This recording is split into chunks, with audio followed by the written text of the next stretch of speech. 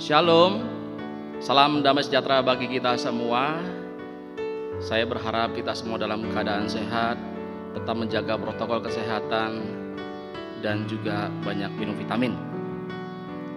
Hari ini saya akan menyampaikan renungan singkat firman Tuhan dan akan diberi tema tentang menjadi anak muda yang keren di mata Tuhan. Namun sebelum kita membaca firman Tuhan dan merenungkannya, kita akan berdoa terlebih dahulu. Mari kita berdoa. Bapa di surga, Bapa yang kami sembah di dalam nama Tuhan Yesus, terima kasih untuk segala kasih-Mu, penyertaan-Mu dan juga berkat-Mu untuk kehidupan kami. Dan saat ini Tuhan, kami bersyukur karena Tuhan izinkan kami untuk bersama-sama belajar mendengarkan firman Tuhan, terlebih melakukan firman Tuhan di dalam kehidupan kami, sehingga hidup kami berkenan dan menjadi berkat serta diberkati oleh Tuhan. Terima kasih ya Tuhan, kami siap untuk belajar mendengar kebenaran firman-Mu. Haleluya, amin. Sekali lagi shalom. Saat ini saya akan menyampaikan renungan firman Tuhan singkat. Sekali lagi bertema tentang menjadi anak muda yang keren di mata Tuhan. Nah, bacaan firman Tuhan hari ini kita akan baca dari 1 Timotius 4 ayat 12. Sekali lagi 1 Timotius 4 ayat ke-12. Demikian firman Tuhan. Janganlah seorang pun menganggap engkau rendah karena engkau muda. Jadilah teladan bagi orang-orang percaya dalam perkataanmu, dalam tingkah lakumu, dalam kasihmu, dalam kesetiaanmu, dan dalam kesucianmu. Firman Tuhan hari ini dalam perikopnya kita tahu bahwa perikop ini berbicara tentang menghadapi pengajaran sesat. Timotius sebagai pemimpin gereja punya tugas itu nantinya. Untuk apa? Menghadapi pengajaran sesat. Nah, ketika Timotius dipanggil, mendapatkan panggilan untuk menjadi seorang pemimpin gereja, menjadi seorang penginjil melalui Paulus.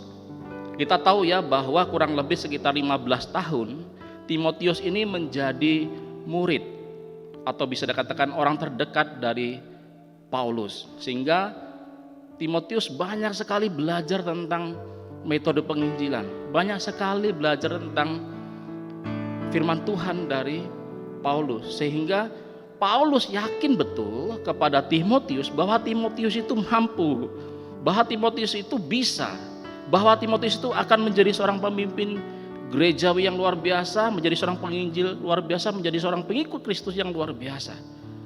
Tetapi persoalannya adalah Paulus itu merasa masih ada sesuatu yang harus disampaikan kepada Timotius, sehingga supaya Timotius ini mau. Karena Timotius menyadari bahwa Timotius ini masih muda.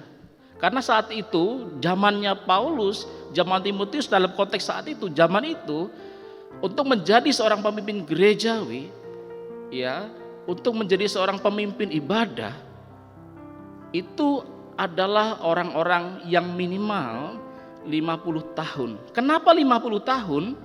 Karena menurut para sumber, 50 tahun itu adalah dianggap sebagai usia yang sudah mapan di dalam spiritualitas, dalam memahami diri dan firman Tuhan.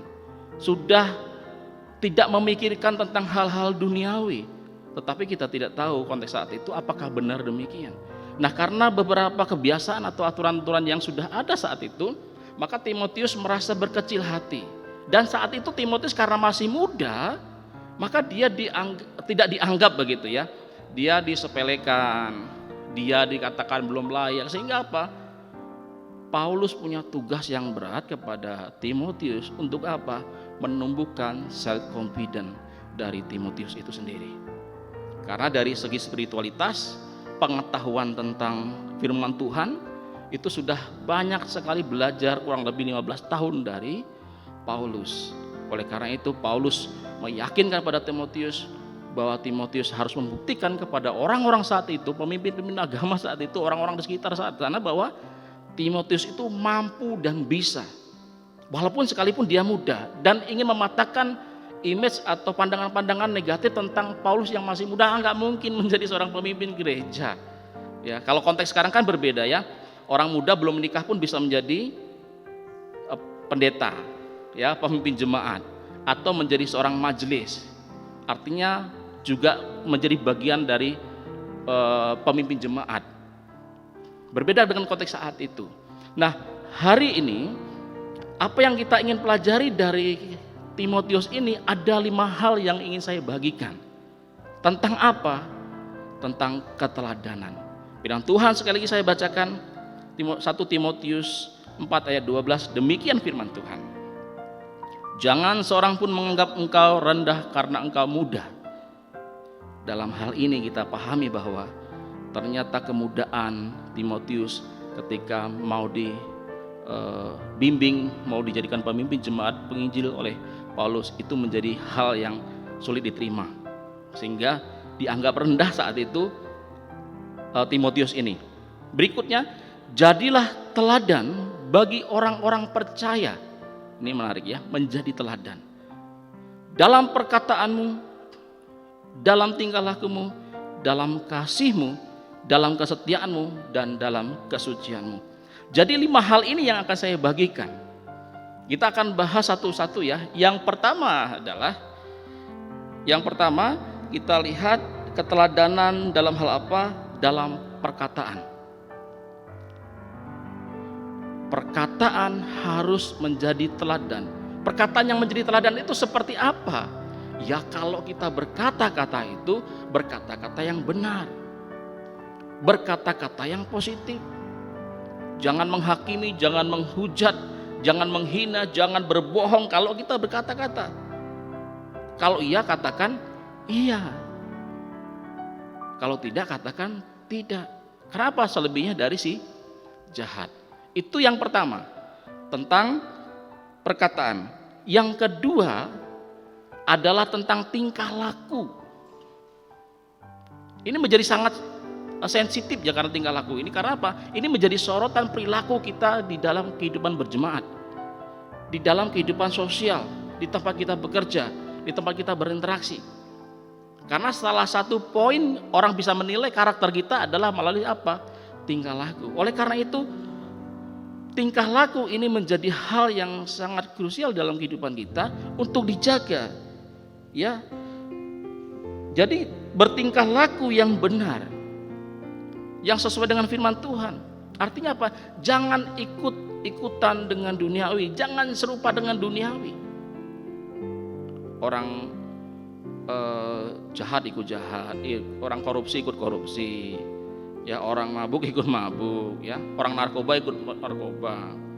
Kemudian ketika kita mengorelasi dengan orang tua, bagaimana kita menjaga etika dan kesopanan santunan kita. Ketika kita menjadi seorang pemimpin jemaat atau dipercayakan untuk membantu pelayanan di jemaat, maka tingkah laku juga kita harus jaga supaya apa? Menjadi teladan. Yang ketiga kita lihat, yaitu apa? Kasih. Kita tahu bahwa Allah sudah mengasihi kita terlebih dahulu. Bahkan Allah tidak tanggung-tanggung karena begitu besar kasihnya pada kita. Orang yang berdosa harusnya dihukum dan dibinasakan. Karena kasih Allah, Allah mengampuni kita. Dengan cara apa? Menebus kita. Dengan cara turun ke dalam dunia yang penuh dengan kebubrukan moral, yang penuh dengan apa? Dengan kemaksiatan, penyesatan, dosa. Dan karena kasih Allah, kita diampuni, diselamatkan. Bagi setiap mereka dan kita yang mau percaya dan mengikut Kristus serta melakukan kehendak firman Tuhan. Yang berikutnya, yang keempat adalah tentang kesetiaan. Tidak mudah menjadi orang yang setia. Seringkali kita menjadi orang tidak setia. Lebih mudah menjadi orang tidak setia daripada orang setia. Artinya apa? Tidak berkhianat, tidak mengingkari, tidak mengkhianati. Siapa yang dihianati? Kristus. Karena gini, ada beberapa kasus begitu ya. Kita tidak pungkiri bahwa ketika orang ingin mendapatkan jabatan, rela pindah agama. Ketika orang ingin mendapatkan pasangan hidup, rela pindah keyakinan, kepercayaan. Yesus diingkari, Yesus dihianati. Bagaimana kita tetap menjaga kesetiaan kepada Kristus, tidak serong kanan dan kiri. Komitmen hidup benar di dalam Kristus. Jangan khawatir tentang karir kita, jangan khawatir tentang keuangan ekonomi kita, jangan khawatir tentang jodoh kita. Jangan sampai kita mengorbankan Kristus hanya untuk hal-hal duniawi. Setialah kepada Kristus, maka Kristus akan setia kepada kita. Dan ini sudah dibuktikan oleh Kristus. Nah, Paulus ingin menyadarkan kepada Timotius, Timotius juga ingin mengajarkan kepada kita tentang hal ini, menjadi pribadi yang setia. Setia kepada Kristus, setia kepada pasangan kalau sudah ada pasangan, setia kepada komitmen kita, janji kita, tentunya setia ke dalam hal yang benar. Yang kelima, terakhir, apa yang kita ingin belajar dari Timotius ini adalah tentang kesucian. Kesucian berbicara tentang bagaimana kita menjaga kekudusan. Apa yang perlu dijaga kekudusan, dimulai dari mana kira-kira? Yang pertama, mulai dari pikiran kita, dari hati kita, dari mulut kita, dari anggota tubuh kita, dari semuanya. Jaga kesucian kita. Kesucian itu artinya apa? Tidak sengaja bersentuhan dengan dosa, tidak sengaja melakukan perbuatan dosa, tidak sengaja melakukan hal-hal yang itu menyakiti hati Kristus, apalagi mendugakan Roh Kudus dengan hal-hal apa? Hal-hal negatif. Perzinahan, mabuk-mabukan, membunuh, mencuri, berbohong, dan lain sebagainya. Tubuh juga kita perlu jaga kesuciannya. Apa? Jangan lakukan hal-hal yang bertentangan dengan firman Tuhan. Jangan lakukan hal-hal yang menodai tubuh kita. Dari spiritualitas kita jaga, tetapi juga dari kesehatan kita jaga. Nah, 5 hal ini yang ingin Timotius sampaikan melalui Rasul Paulus kepada kita semuanya tentang 5 hal itu.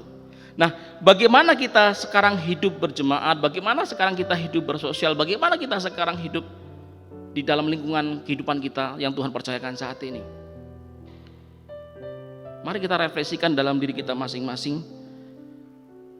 Minta Tuhan untuk memampukan kita melakukan 5 hal ini. Untuk apa? Menjadi teladan. Ini adalah firman Tuhan untuk kita semua. Jadi tidak hanya untuk orang muda, tetapi juga untuk kita semua yang perlu kita lakukan untuk menjadi teladan. Hidup keren itu bukan dilihat dari pakaian kita, gaya rambut kita, aksesoris kita, kendaraan kita, ya, style kita, tidak. Itu menjadi bagian yang terlihat. Tetapi yang keren di sini adalah keren di hadapan Tuhan, yaitu apa? Mampu melakukan kehendak firman Tuhan.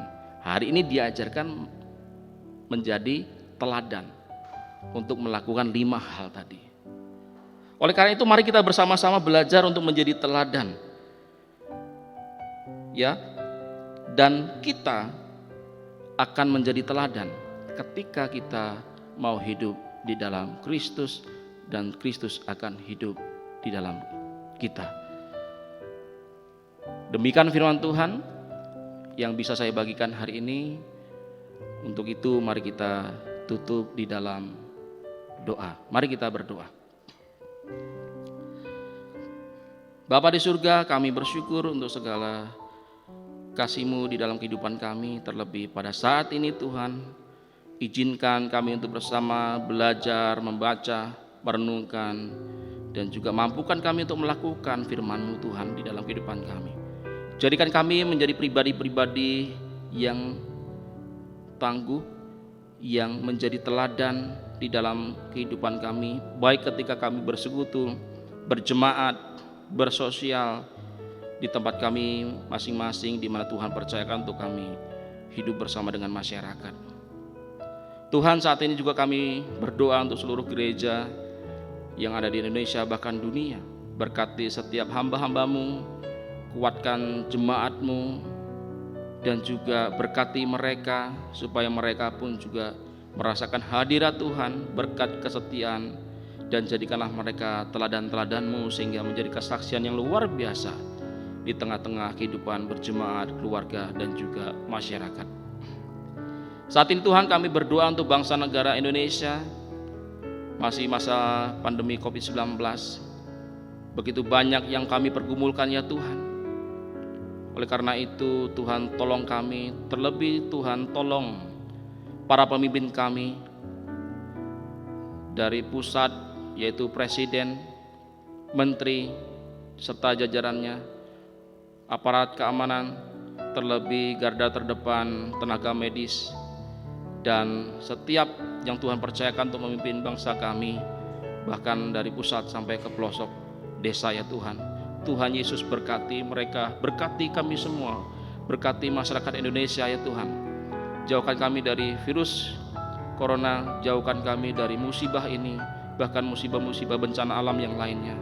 Kami rindu Tuhan, Tuhan akan menjamah setiap kami, terlebih yang sakit dan juga yang positif. Kiranya Tuhan tetap menolong, berikan mereka kesabaran, ketabahan, bahkan juga pendampingan dari tenaga medis, bahkan juga penguatan doa-doa dari keluarga, sehingga mereka memperoleh kesembuhan yang daripada Kristus.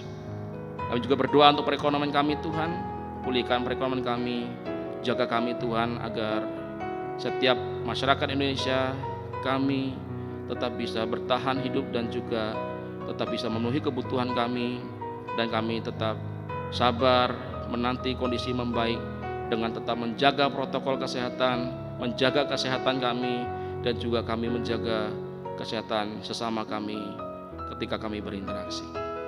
Kami serahkan Tuhan negara kami ke dalam kuasa-Mu, kami serahkan gereja-gereja ke dalam kuasa-Mu, kami serahkan kehidupan kami, terlebih kami yang saat ini mau belajar mendengarkan firman Tuhan. Kiranya semua itu boleh menjadi berkat bagi setiap kami, dan juga semakin kami ditumbuhkan dan siap menjadi teladan Kristus. Terima kasih ya Tuhan, ampuni dosa kesalahan kami, dosa pelanggaran kami. Di dalam nama Tuhan Yesus kami berdoa dan bersyukur. Haleluya, amin. Demikian renungan firman Tuhan singkat pada hari ini. Kiranya Tuhan Yesus memberkati kita semua. Haleluya, amin. Shalom.